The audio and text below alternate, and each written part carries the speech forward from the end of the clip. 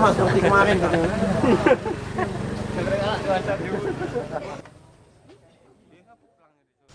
Untuk menunjang program kerja pemerintah, Pemerintah Kota Palembang memiliki 18 kecamatan dan 107 kelurahan sebagai perpanjangan pemerintah untuk melayani masyarakat.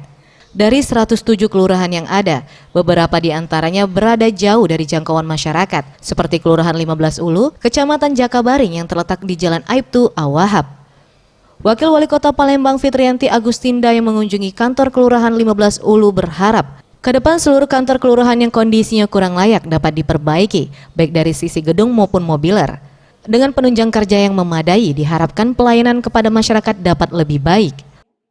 Baru masuk kita lihat kondisi kantor lurah 15 Ulu memang agak sedikit dalam, dan juga saya pas lihat memang sepertinya harus segera kita perbaiki.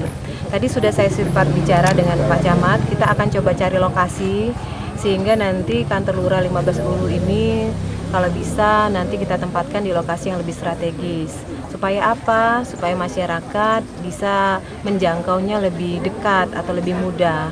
Dan juga ke depan saya ingin seluruh kantor lurah yang ada di Kota Palembang ini harus dalam arti memang yang kondisinya sudah tidak layak itu kita perbaiki dan mendapatkan perhatian yang lebih. Begitu juga masalah mobiler. Karena apa?